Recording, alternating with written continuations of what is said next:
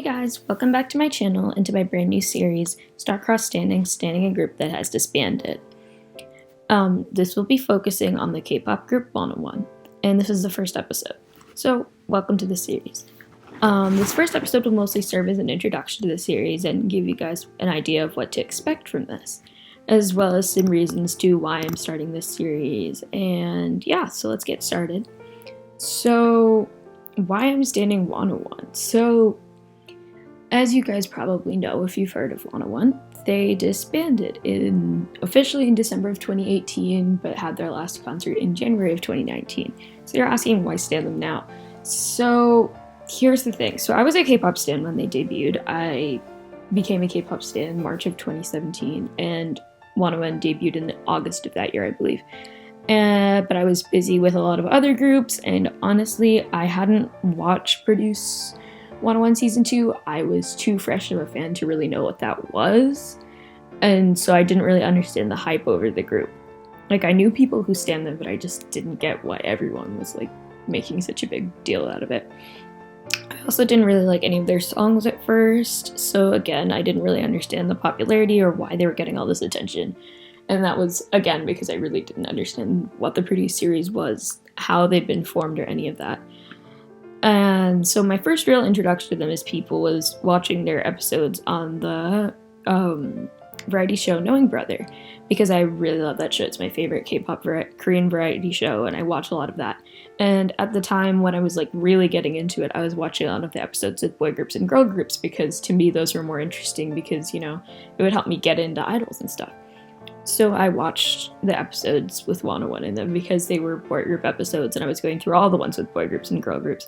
And also because I saw that iconic clip from the first episode of Heechul and Daekwi doing the little, like, I think it was like the challenge where they both had to like flirt with each other and get one to back off first. But anyway, that was in a lot of K-pop meme compilations at the time, so I saw it in there and I was like, honestly, I need to find out who these people are. So that's when I watched that episode, and I really liked it. I thought it was really fun. But I mean, I never really went anywhere with it. I wasn't planning on standing the group at all at that time. And then last year, I don't know why, but all of a sudden Energetic really clicked with me, and I recognized it for the beauty that she is. And I really started listening to it a lot. And as well with other things last year, so the group had disbanded and everyone was starting to move on.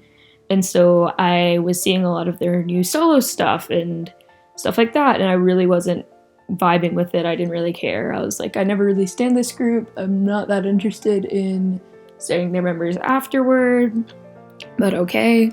And then AB6 debuted with Breathe, and at first I didn't really vibe with the song. I thought it was kind of funny, and it really wasn't my thing, but like halfway through the summer it like really hit hard for me. It was one of those songs that took a while to get used to for me, and I loved it. And then again when CIX debuted with Movie Star, I was like, oh, this is pretty good. And then it kind of slid off my radar until really recently.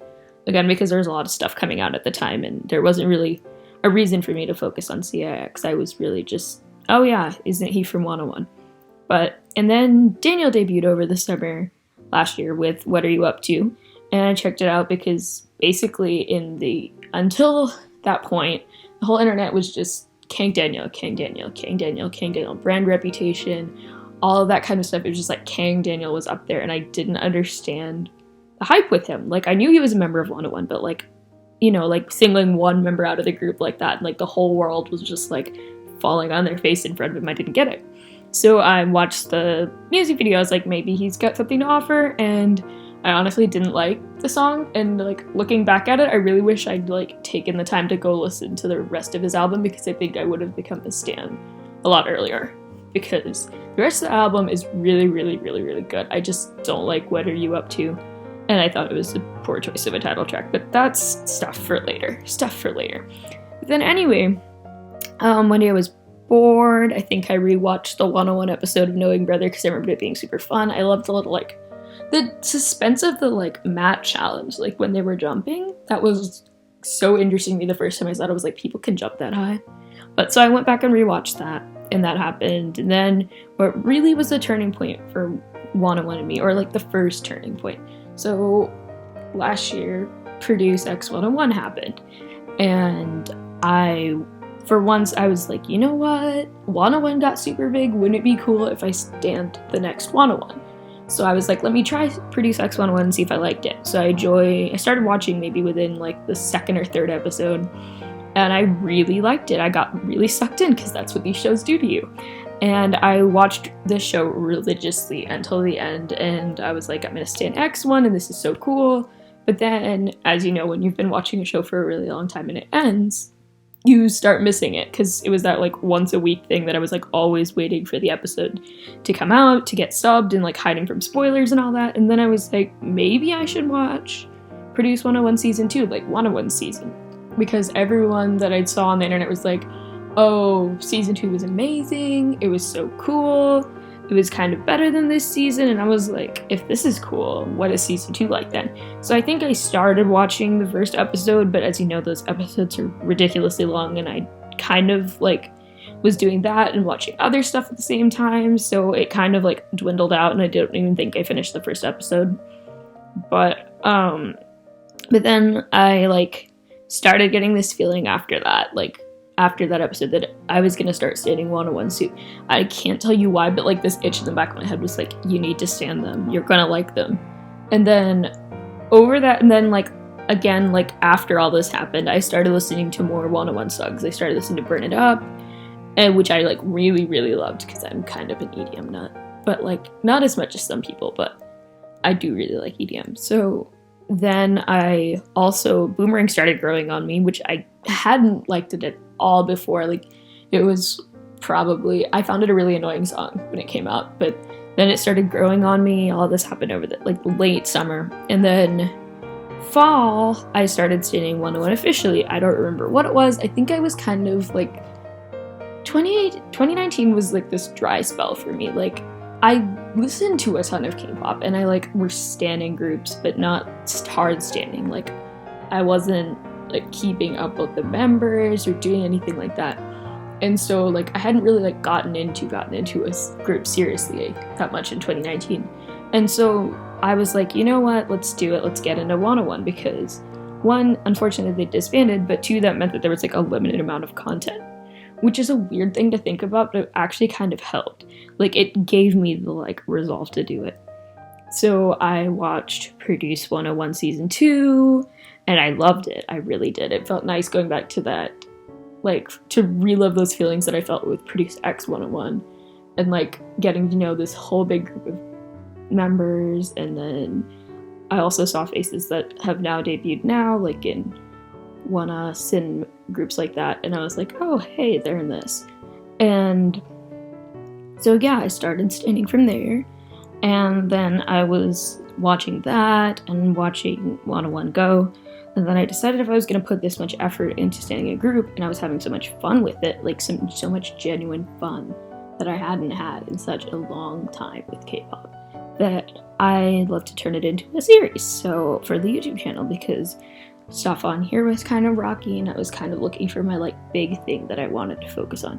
So I was like, let's do that. Let's turn it into a YouTube series. And then, as you guys may or may not know, over the last 2-ish months, I've been prepping for the series. I've been kind of outlining that on Twitter a little bit, giving some teasers, and then I dropped like official trailers for the series on Twitter, Instagram, and then on YouTube. And I was slating it for this January 2020 release, which I was hoping to have it out by New Year's, but that didn't really happen because I was traveling and didn't have my laptop and a lot of stuff. But anyway, it's out now. But yeah, so over the last 2-ish months, I've been prepping for the series. I've been outlining what I want to do in these episodes, and then I also was filming unboxings for albums. Like, as you know, the Christmas, Thanksgiving season was a ripe time for my wallet. So I got a lot of very nice gifts, and I was able to purchase the 101 albums and unbox them and have those videos kind of like in a half state of being ready for this series, which is nice. It gave me like this foundation to start building the series on. And so yeah, that's why I started the series, and now to where I'm going with the series. So what can you expect from it? I'm planning on making videos on various things surrounding 101. Like, for example, there's this introduction video, and then I'm planning to do a video on produce 101 season 2, like just an overall and talking about like, my favorite parts of the show, my favorite episodes, my favorite performances, etc. And then I have been watching 101 Go, so I'm going to do a separate episode on like each season of that. I have watched all of season 1, all of season 2, the Jeju miniseries, and like half of season 3. I'm working on it right now. I might do their other shows like Wanna City, Wanna Travel, and things like that. I'm also planning an episode on their Knowing Brother episodes because, again, I love that show and I would love to do an episode on it. And maybe other variety shows depending on what I watch. And then I want to do some kind of videos on their discography, like favorite songs, music videos, maybe breaking down each album, mini album, something like comeback, something like that. I haven't really decided on that. Maybe it's one big video, maybe it's a bunch of little videos.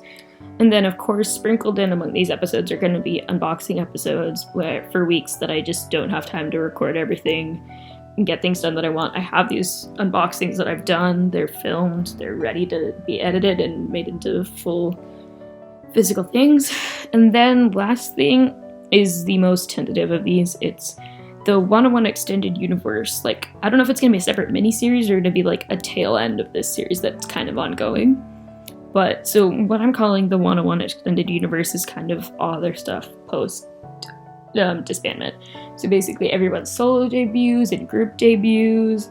So like, I'm planning on doing a video of like, where are they now? What did 2019 bring for everyone in 101?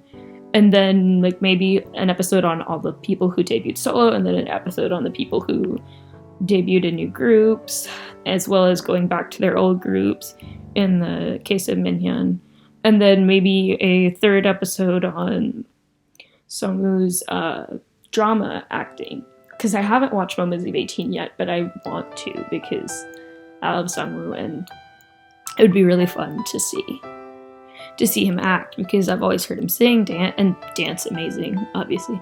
But he got a lot of commendation for that drama, so I do want to watch it. So yeah, that's what I'm expecting from the series. I guess some general stuff would be also fun to say. So yeah, I stand 101, I'm a Wannable. My bias is Daniel. Funny, you wouldn't think that after what I said earlier about his solo debut, but no, I, like many of the rest of the internet, felt like on my face for King Daniel, and I love him so much. And Songwoo's my bias wrecker, which again explains why I want to watch Moments of 18 so much. I'm really excited to see him act and get like a bunch of episodes of watching him act. It's gonna be wonderful. And I also have like a very special place in my heart for the entire Maknae line. Like I adore them. They're wonderful.